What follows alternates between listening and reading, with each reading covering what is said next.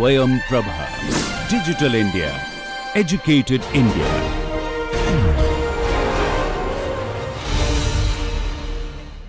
So,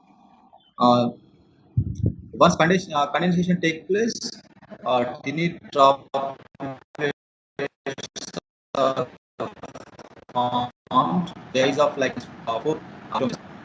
But even for to form these tiny droplets, we need seeding particles. So seeding particles can be dust particles or the particles released from the combustion of fuels. So those seeding particles, they are of size 0.001 to 10 micrometers. Okay, so the seeding particle size is 10 micrometers, whereas these tiny droplets, their size of around 10 power minus 3 micrometers.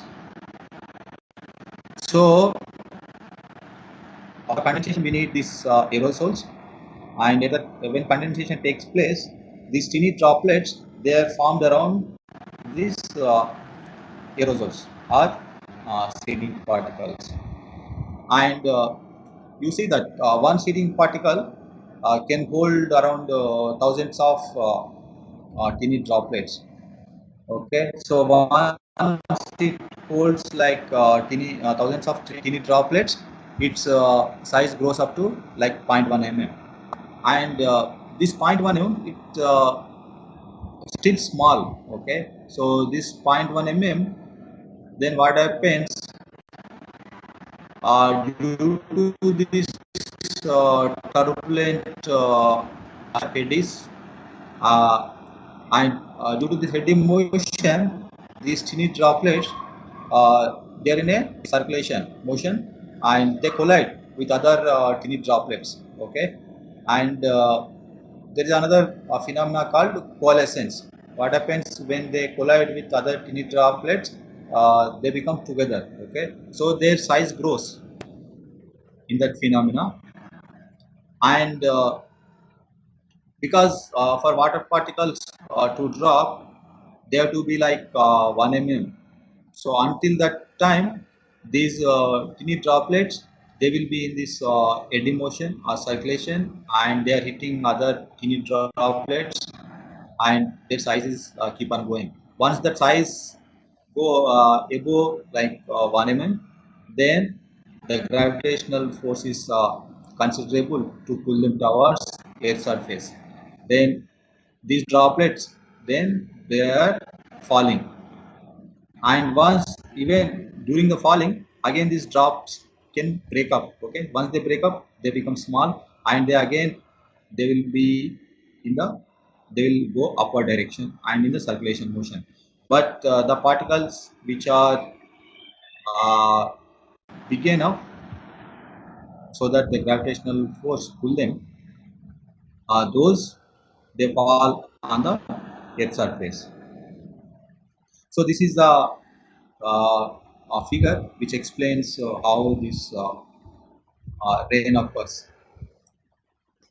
So this is the these are the concepts. Okay, how the precipitation development takes place. So air is lifted. Okay, and this rising air cools, and this cools when the rising air cools, when it reaches dew point temperature, then its relative humidity is 100%, that is completely saturated, and it cannot take any more water, and if it rises little bit above, then the condensation takes place. And you know that wet adiabatic lapse rate, that is minus 6.5 degrees Celsius per kilometer, whereas dry adiabatic lapse rate is minus 9.8 degrees Celsius per kilometer, because the wet adiabatic lapse rate is less. Why? Because uh, wet air, because the air is already saturated.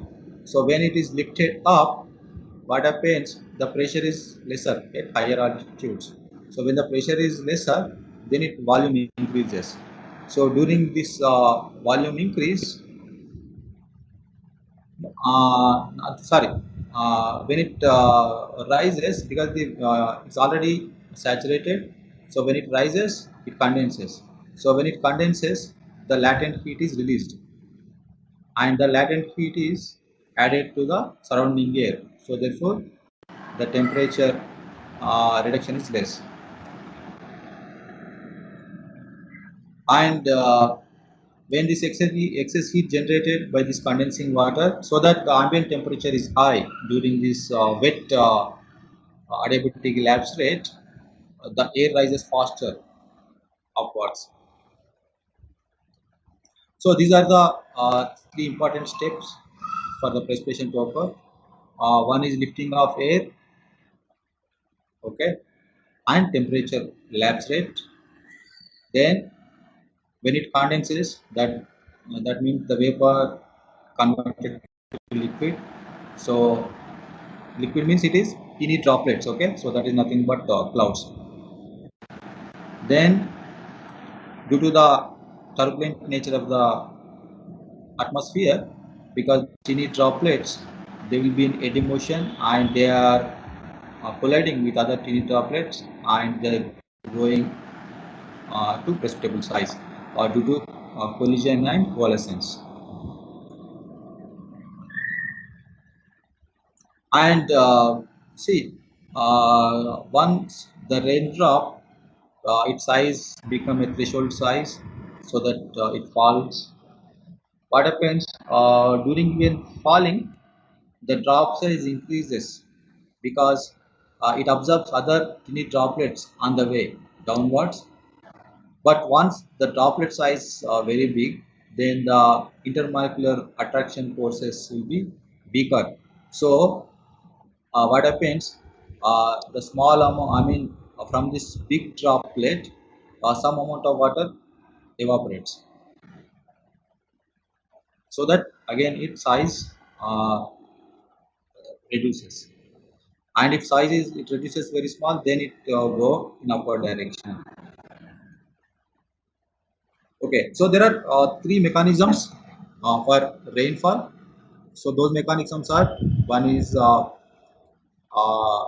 they're nothing but lifting mechanisms. Okay, that is frontal lifting and orographic lifting and convection lifting. Okay, so I am going to now explain the frontal lifting. So in frontal lifting, so the there are two types of frontal lifting.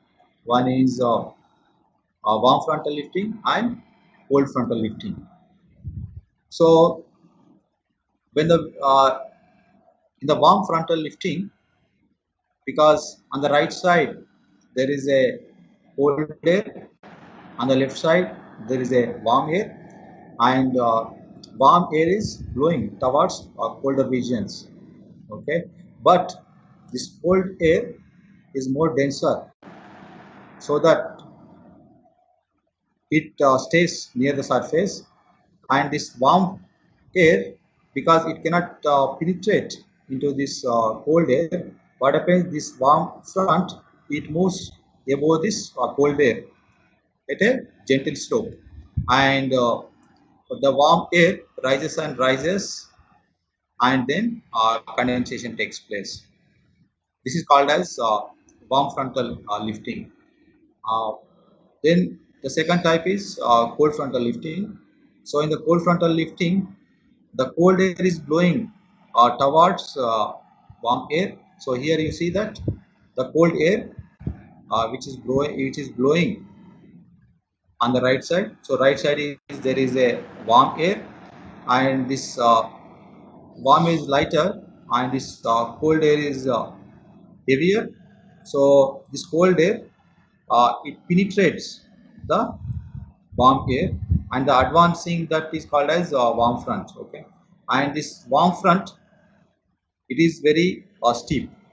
Okay, so when cold air penetrates warm air, the cold air front is very steep. And what happens when it is penetrating in this direction, this warm air is lifted up. So when it is lifted up, then condensation takes place. Okay, so when condensation takes place, then there is a formation of clouds, and if the seeding particles are available, then there is a rainfall. So this is called as frontal lifting, and there is a more rain takes place due to this cold front advancing rather than warm front advancing. Why? Because the cold front is very steep.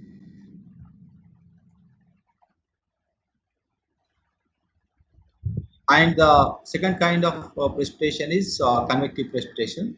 Okay, so convective precipitation, because this occurs due to the thunderstorms. Uh, you see, this is the earth and there is a sea. So evaporation and evapotranspiration are taking place, and because of due to the because the convective precipitation, this occurs at the equator. Because of earth, it hits the ground, so then the air near to the ground that is heated up quickly, then it rises, then it forms clouds. Okay, and then condensation takes place.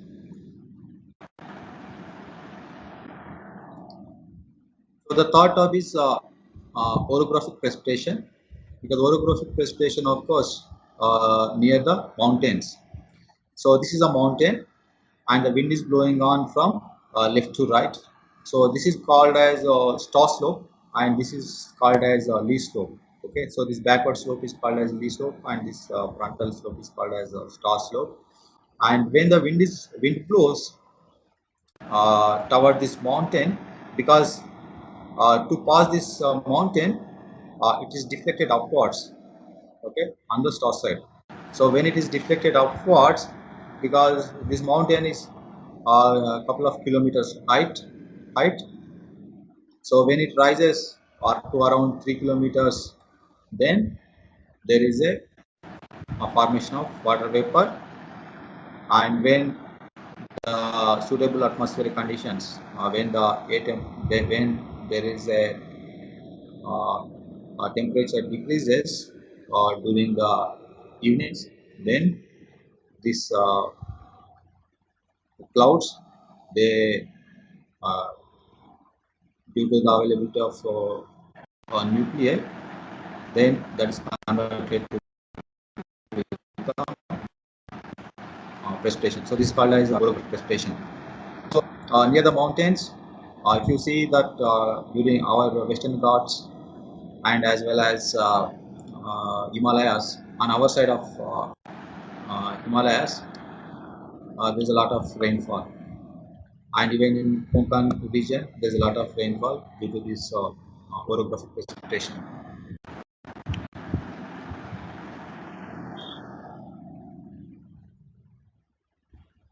And another type, suppose you know that maybe 1 decade ago, uh, there is a lot of research was going on to create artificial rainfall.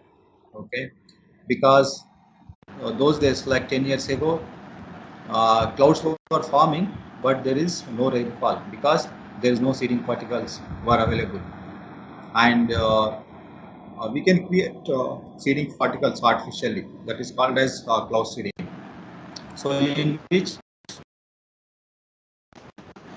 this silver iodide is used as a nuclear.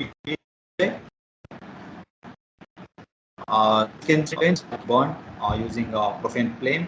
I'll show the figure. I'll show the next slide. You see that the silver iodide, it's sprayed using either aeroplane or helicopter on the clouds, or otherwise it burned using a propane flame. Okay, why we use propane flame? Because this propane is easy to store and is easy to handle. Okay, so therefore propane flame is used for these kind of experiments. So once, because the silver iodide, the nuclei they're very cool. Okay, they are at the sub-freezing temperatures. So when these searing particles reach the clouds, because of that, immediately the uh, the condensation increases, and then the droplets stick to the these seeding particles, and the droplets grow and the rainfall occurs. You can watch in YouTube. There are many experiments throughout the world that is creating artificial rainfall using cloud seeding. But this is not very successful because we need to have a right condition, because right atmospheric conditions. We can create this silver iodide nuclei, but we need to have enough turbulence so that these tiny droplets they grow bigger and bigger. So since uh, there is a natural condition which is required, that is higher turbulence. So the consistent achieving results is less with cloud seeding. So India also conducted some of these cloud seeding experiments, but results were not encouraging. So therefore they gave up. So when as I said, when the raindrop is around more than 1 mm and less than 5 mm, then the raindrop falls towards the earth surface, toward the surface, and when it is falling, there are three forces act on that. One is gravitational force, which is pulling down this rain and raindrop. One during this raindrop fall, it is replacing the air volume, which is equivalent to the drop size. So, but this weight of that air, the force equivalent to weight of that air volume equivalent to the drop size that acts upwards, that's called buoyant force, so or buoyancy. Okay, so that force resisting the downward velocity.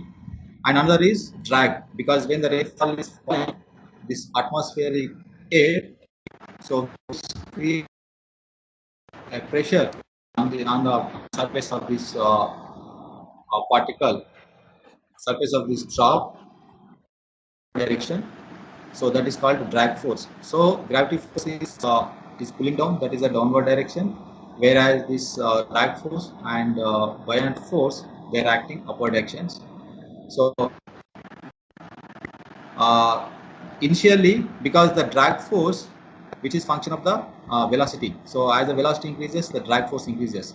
But the when raindrop uh, uh, starts falling, because its velocity is very low, so the drag force is very low. So only gravitational force is acting, so it increases its velocity very quick. But once the velocity increases to certain threshold value, then the drag force is considerable, so that the drag force and the buoyant force equal to the gravitational force. So at that equilibrium condition, we can take uh, velocity of the raindrop is Vt, that is called terminal velocity. So what happens once these all forces are equilibrium, the velocity of the drop towards the surface is a constant, that is called as terminal velocity. So when you substitute Vt and then we equate the gravitational force is equal buoyant force plus gravitational force, then we'll get a terminal velocity. So it's already 11:57, so I'll stop it here. And I uploaded one assignment in Microsoft Teams. Okay, so this is from the first week. Uh, I do this easy questions, and you can submit on Moodle by tomorrow evening.